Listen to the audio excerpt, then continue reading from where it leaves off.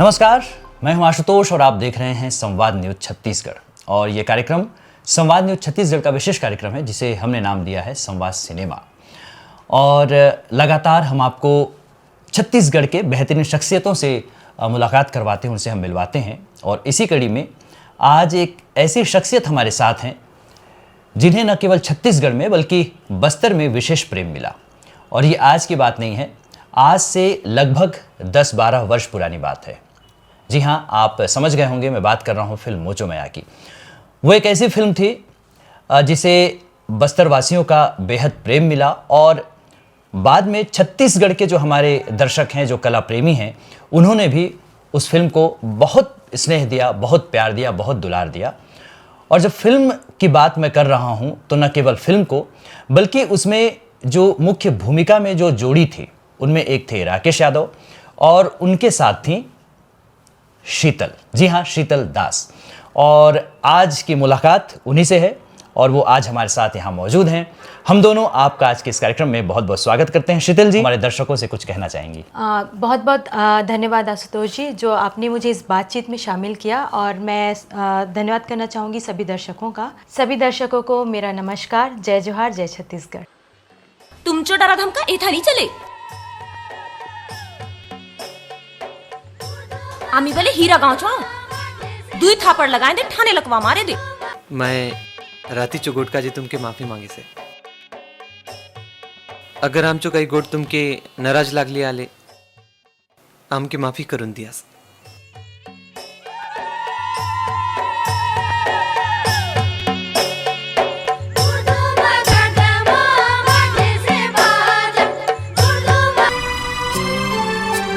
कितरो माया करे मैं तुके रे, छाड़ू नी जा रानी तुई मके रे। सांझे बिहन राती मंजिल तुकी मैं खोजे, लिया वार मिटा कुने रुहाए राती में रोजे। फिल्म जो मोचो मैया बनी थी जिसमें आप मुख्य भूमिका में थी, तो बस्तर को आप अब भी याद करती हैं या भूल गई हैं? जी, ऐसा तो कभी हो नहीं सकता कि मैं बस्तर को याद ना करूं। बस्तर पहले भी मैं बस्तर प्रेमी थी, उसके बाद मेरी शूटिंग वहाँ हुई, तो उसके बाद से मैं और ज़्यादा बस्तर के प्रति मेरा लगाव बढ़ गया और वहाँ के लोगों से मेरा बहुत अच्छा रिश्ता एक बन गया है, तो मैं उसको कभी नहीं भूल सकती। चलिए, बहुत बहुत शुक्रिया। और जो भी बस्तर आता है बस्तर को वैसे भूल तो नहीं पाता है और उनमें से आप भी एक हैं। जी जी। बस्तर में क्या आपको अच्छा लगा, क्या अच्छा लगता है? सबसे पहले तो बस्तर में मुझे वहाँ के लोग और दूसरा है वहाँ की वादियाँ और एक अपनापन सा लगता है। आप रायपुर में शुरू से रही हैं और लगातार छत्तीसगढ़ी वीडियो एल्बम्स में आपने भूमिकाएं निभाई हैं, फिल्मों में भूमिकाएं निभाई हैं। जब अचानक आपको लगा कि मुझे बस्तर जाना है और वहाँ की हल्बी बोली में मुझे डायलॉग्स बोलने हैं, याद करने हैं सब, तो कैसा मन में आपको लग रहा था फिल्म शुरुआत होने से पहले, फिल्म की शुरुआत होने से पहले? जी, सबसे पहले तो मुझे ऑफ़र आया कि आपको एक फ़िल्म करनी है करके, तो मैंने तो कभी ऐसा सोचा नहीं था कि बस्तर से मुझे ऑफ़र आएगा। मैं एक फ़िल्म कर रही थी, तो एक भीष्म भैया सर जी हैं जिन्होंने मुझे एक शूट के दौरान देखा था, तो उन्हें लगा कि ये कैरेक्टर कर सकती है। तो वहाँ से मुझे ऑफ़र आया और उन्होंने मुझे बुलाया कि तुम्हें इसमें काम करना है। मैं बोली ठीक है, बट मैं बोली छत्तीसगढ़ी होगा, तो उन्होंने कहा नहीं, बस्तरिया लैंग्वेज है, हल्बी भाषा में आपको शूट करना है, तो आप कर पाएंगी? मैं बोली जी सर, हम आर्टिस्ट हैं, कर लेंगे, बट थोड़ा सा डर तो था कि कैसे होगा करके।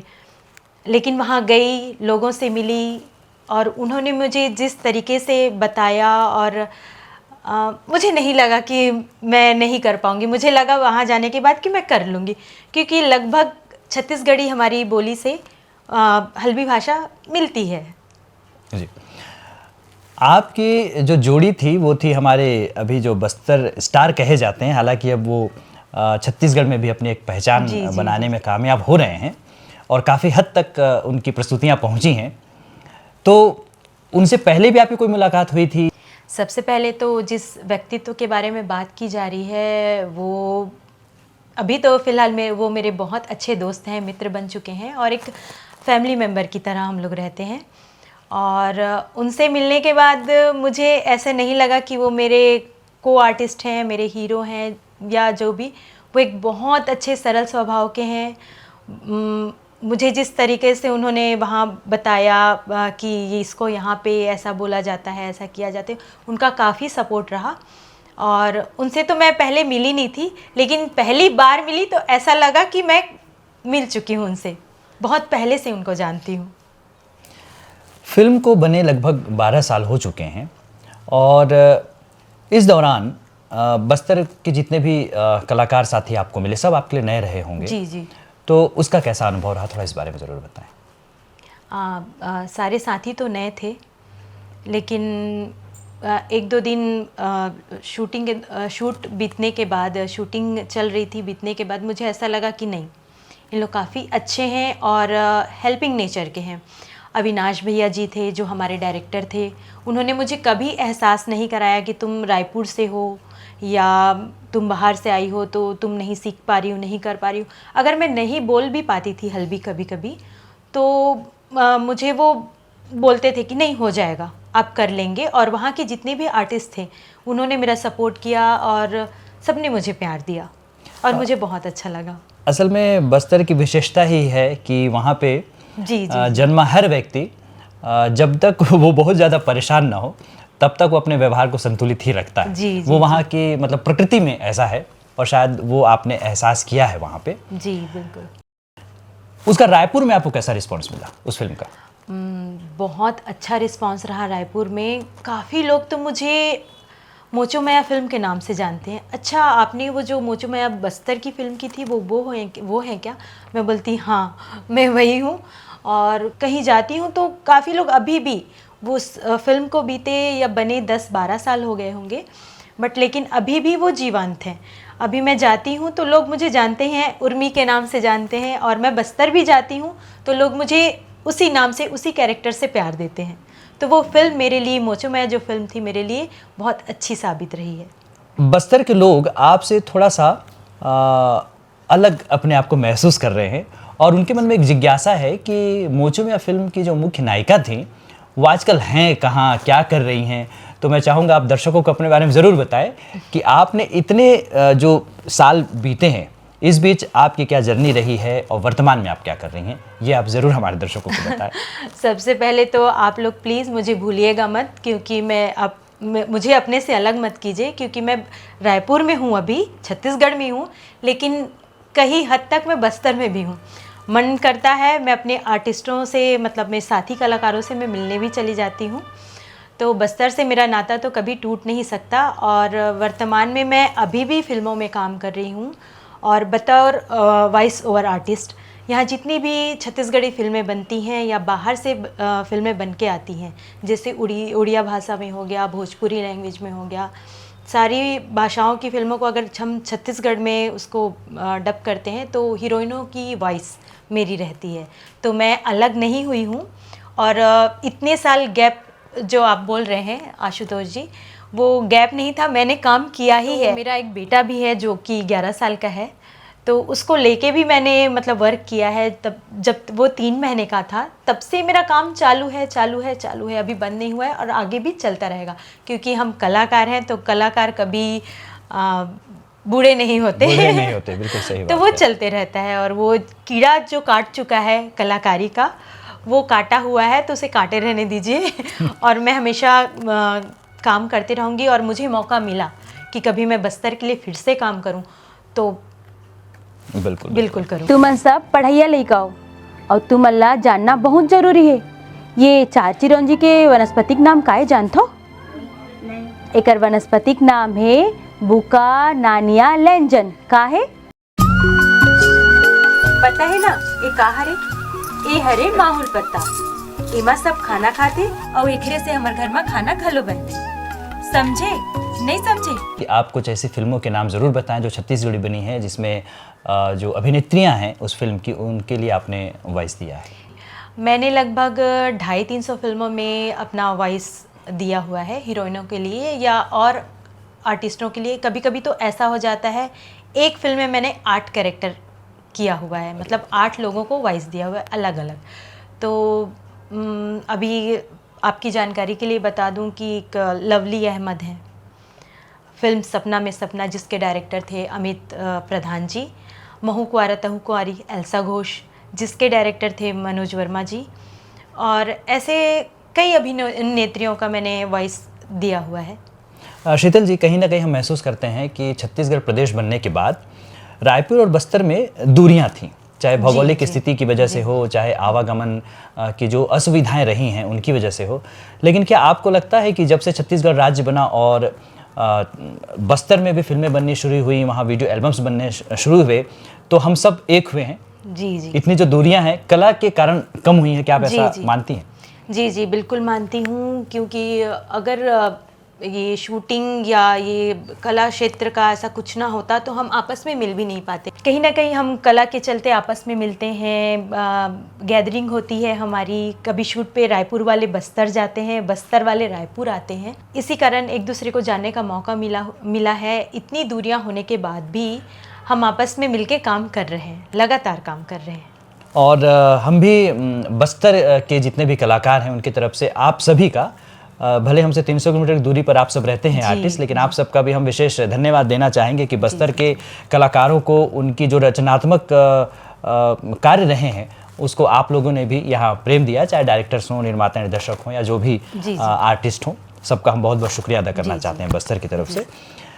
आपने वॉइस आर्टिस्ट की भी भूमिकाएं इतने सालों में निभाई हैं, निभाती जा रही हैं फिल्मों में अभिनय के साथ, तो कहीं ना कहीं हमारे दर्शक ये जरूर सुनना चाहेंगे कि आप फिल्मों में किस तरह से वॉइस देते हैं। तो चलिए सीधे हम आपको लिए चलते हैं स्टूडियो और वहां देखते हैं कि किस तरह से वॉइस आर्टिस्ट के रूप में अपनी भूमिका निभाते हैं। चलिए स्टूडियो चलते हैं। तै मोला सोना चांदी दे के का साबित करना चाहतस? सोना चांदी से प्यार नहीं होए, प्यार तो वो एहसास है जो एक पल में हो जाते। नाइस। आपकी शादी होने वाला है ना? शादी? आपला कौन बताई? इसने कहीं से खबर मिली। ठीक है, अब आप क्लास ले सका था। जी, बाय। तो ये तो आपके बारे में बात हो ही रही है, तो हम जानना चाहेंगे कि आपके परिवार में अभी कौन कौन हैं और ख़ास बात ये होगी कि उनमें से कलाकार कौन है। मेरे परिवार में मेरे पतिदेव जी हैं, वो भी एक्टर हैं, मॉडल हैं। उन्होंने छत्तीसगढ़ी फिल्मों के लिए काम किया है, तो काफ़ी सारी फिल्में हैं जो वो काम कर चुके हैं। मिस्टर रवि साहू जी, और मेरा बेटा है रुद्र साहू, वो भी छोटा मोटा भी काम कर रहा है, अभी स्टार्ट किया हुआ। मैंने इनसे पूछा कि आपके परिवार में और भी क्या कोई कलाकार हैं। मैं तो जानता हूं, लेकिन बात आप तक पहुंचनी थी, और इन्होंने अपने मिस्टर का नाम लिया, अपने पतिदेव का। रवि साहू जी बहुत अच्छे कलाकार हैं और कुछ समय का इंतज़ार कीजिए, उनको भी हम आपके बीच लेकर आएंगे और उनकी जो उपलब्धियां हैं वो आप ज़रूर देख पाएंगे, और उनकी आने वाली फिल्में और उन्होंने कौन कौन सी फिल्में की हैं वो सारी बातें हम आपको बताएंगे। तो आज के इस कार्यक्रम में हम आपकी मुलाकात करवा रहे हैं शीतल दास से, जो मोचो में फिल्म में लीड आर्टिस्ट थी और जिन्हें आप सबका प्रेम बहुत मिला।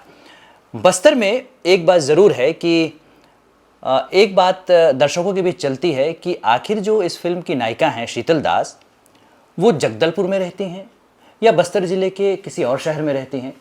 तो चलिए आज हम इस बात का खुलासा करते हैं, और ये हम खुद शीतल जी से पूछते हैं कि आप रहती कहाँ हैं। शीतल जी, दर्शक इंतजार कर रहे हैं, आप बताइए आप रहती कहाँ हैं? जी, फिलहाल तो मैं अभी रायपुर में हूँ। फिलहाल मतलब ये मेरा ससुराल है, और यहाँ को छोड़ के तो जाना कभी नहीं है। नहीं, दर्शक ये सोचेंगे कि आप पहले बस्तर में रहती थी, फिलहाल आप रायपुर में हैं। अच्छा, बस्तर तो मैं फिल्म के लिए गई थी, लेकिन मैं बस्तर की हो गई हूँ, वहाँ की हो गई हूँ, और अभी रायपुर मेरा एक क्या बोलते हैं, मेरा ठौर है यहाँ मतलब रहने का, और मेरा ससुराल भी है रायपुर, और मेरा मायका है दली राजरा। अच्छा। जो बालोद ज़िले में है। दर्शकों को मैं बताना चाहूँगी कि मैं प्रॉपर दली राजरा से हूँ। वहाँ मेरी शिक्षा हुई है, वहाँ मैं पढ़ी लिखी हूँ, और भिलाई में आधी पढ़ाई मेरी भिलाई में हुई। उसके बाद मेरी शादी हो गई, तो फिर मैं अब रायपुर में हूँ। कला के क्षेत्र में आपका आना कैसा हुआ, शॉर्ट में मैं जानना चाहूँगा। मतलब अधिकतर लोग बोलते हैं कि जब से मैंने होश संभाला तब से मेरे अंदर ये है, क्या आपके साथ भी ऐसा कुछ है? हाँ, लगभग कुछ कुछ ऐसा ही है। अच्छा। क्योंकि मैं बचपन से डांस वांस इसमें रहती थी, स्कूल लाइफ में भी, तो स्कूल से ही मुझे नोटिस किया गया है कि ये डांस करती है, बहुत अच्छा मिमिक्री कर लेती है, कुछ कुछ करती है। शिक्षक थे, वो मेरे काम को पसंद करते थे। डांस हो गया या स्कूल को कहीं प्रेजेंट करना होता था, जैसे प्रगति मैदान दिल्ली हो गया या स्काउट गाइड को लेके मैं काफ़ी सारी मतलब सांस्कृतिक गतिविधियों में शामिल होती रही हैं। सांस्कृतिक गतिविधियों में शामिल होती थी। तो ऐसा करते करते मुझे एक मौका मिला एल्बम करने का, जो भिलाई से थे अमर श्रीवास जी, उन्होंने मुझे ये पहला मौका दिया। फिर वहाँ से मुझे फिल्म ऑफर हुई। पहला मौका क्या था, कौन सा मौका था, क्या था? पहला मौका ये था, एल्बम का मौका था। अच्छा, कौन सा गीत था वो? वो था गीत कोनो गहूँ गोरी तोर नाव के, जिसके गायक थे अनुराग शर्मा जी, जो अभी ट्रेंड में आया है वो गाना। उस गाने को मैं जब 14 साल की थी तब मैं कर चुकी हूँ, और उसके सिंगर थे अनुराग शर्मा जी, जो अभी काफ़ी ज़्यादा फेमस सिंगर हैं और अभी आर्टिस्ट भी हैं वो। तो उस गाने में मैं पहले काम कर चुकी हूँ, काफ़ी पहले की बात है वो। अनुराग शर्मा जी को तो लोग इतना दिल में बसाए हुए हैं कि क्या ही कहें। बिल्कुल, उनकी और वॉइस, गीत कोनो गाहूं गोरी तोर नाव के, जी, वो गाना ये अभी गीत फेमस हुआ। अभी फेमस हुआ है। और आप जब 14 वर्ष की थी तब आपने किया है, और मुझे लगता है कि जब तक ये दुनिया रहेगी वो गीत यूं ही सुना जाता रहेगा। छत्तीसगढ़ में एक गीत तैयार की गई हिरेश सिन्हा जी के द्वारा, जितेश्वरी सिन्हा जी के द्वारा, और वो केवल छत्तीसगढ़ राज्य स्तर पर ही सीमित नहीं रहा, उसे राष्ट्रीय और अंतर्राष्ट्रीय स्तर पर भी बहुत पसंद किया गया। और हाल ही में लगभग मैंने जो लेटेस्ट उसका देखा है, लगभग 70 मिलियन के आसपास व्यू गया, हमन आदिवासियान। और अभी उसका आदिवासियान 2 जो है रिलीज होने वाला है। क्या अनुभव था, और मैं चाहूँगा कि आपने उसमें कौन सी भूमिकाएं निभाई हैं, इस बारे में आप हमें ज़रूर बताएं। जी, मैं तो सबसे पहले धन्यवाद देना चाहूँगी हिरेश सिन्हा जी का, जिन्होंने मुझे इस गाने के लिए चुना। और राकेश यादव जी का भी एक बहुत बड़ा योगदान है, क्योंकि उन्होंने ही मुझे इस गाने के लिए अप्रोच किया। और आशुतोष प्रसाद जी जो हमारे बीच बैठे हैं उन्होंने भी मुझे इस गाने के लिए सबसे पहले बोले कि नहीं, एक बार शीतल को फिर से पर्दे पे लाते हैं राकेश यादव जी के साथ, क्योंकि राकेश यादव जी वो हैं जो मेरे साथ पहली बस्तर की पहली हल्बी फिल्म मोचो मया में साथ में हमने वो भी कारण था। और उससे बड़ा कारण ये था कि ये गीत में आप शूट करती हैं, और ये गीत जो है ऐसा मुझे लगा कि आपके लिए ही बना है। जी। और भी होंगे, मैं क्षमा चाहूँगा, लेकिन मेरी नज़र में जितने लोग दिख रहे थे उनमें राकेश भी जो है, उनके मन में भी ये बात थी, और लगभग हम एक साथ ही ये बोल पड़े कि इसमें शीतल को रखना होगा। पर हिरेश भैया का हमें हरी झंडी चाहिए थी, तो हमने उन तक बात पहुंचाई। और हरी झंडी मिली भी और हरी झंडी मिले भी। नहीं, उनका बहुत बहुत शुक्रिया जी। तो इस गीत के बारे में आप क्या बताना चाह रही हैं? ये गीत काफ़ी अच्छा है, और बहुत मुझे लगता है कि ये लोकप्रिय गीत बनेगा। जब रिलीज़ होगी तो आप लोग ज़रूर देखिएगा। उस गीत में हमारी पुरानी जोड़ी देखने को मिलेगी आपको, राकेश यादव जी और मेरी। तो 12 साल बाद उसी प्रेम और उसी उत्साह के साथ ये गाने को भी हम लोगों ने निभाया है। तो आप लोग के बीच बहुत जल्दी आएगी वो गाना, झूम ले वो बस्तरिया। तो आप लोग ज़रूर देखें और अपना प्यार दें।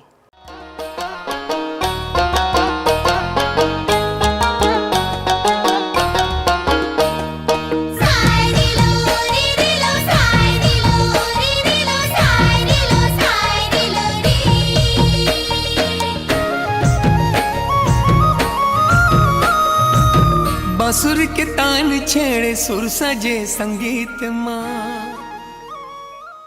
तो दर्शकों, शीतल जी ने बताया कि लगातार वो सक्रिय हैं, और अभी बहुत जल्द, मेरे ख्याल से 23 नवंबर को शायद हिरेश सिन्हा, जितेश्वरी सिन्हा जी की जो ये प्रस्तुति है छत्तीसगढ़ महतारी को समर्पित है, और शीतल दास जी का वो गीत राकेश यादव और इनकी जोड़ी लेकर आ रहे हैं। और उसमें छत्तीसगढ़ के और भी जिलों से और भी कलाकारों ने उसमें काम किया है, और भी नए नए चेहरे भी आपको उसमें ज़रूर नज़र आएंगे। तो 23 नवंबर को ज़रूर देखिएगा। और इस पॉडकास्ट में अपना समय देने के लिए, अपने बारे में बताने के लिए आपकी तरफ से और मैं अपनी तरफ से शीतल जी का बहुत बहुत शुक्रिया अदा करता हूँ। बहुत बहुत शुक्रिया। और आप बस ऐसे बने रहिए और लगातार कुछ ना कुछ ऐसा ही करते रहिए कला के क्षेत्र में, जिससे न केवल हमें आपको देखने का अवसर मिले बल्कि छत्तीसगढ़ महतारी भी गौरवान्वित हो और छत्तीसगढ़ प्रदेश का नाम देश दुनिया तक फैले आपके कला के माध्यम से। बहुत बहुत धन्यवाद। तो दर्शकों, आपने समय दिया, इसके लिए हम दोनों की तरफ से आपका शुक्रिया। और बहुत जल्द हम आपसे फिर मिलेंगे एक नए चेहरे के साथ, पर उनके पुराने अनुभव के साथ। तब तक के लिए हमें दीजिए इजाज़त। नमस्कार। जय जोहार।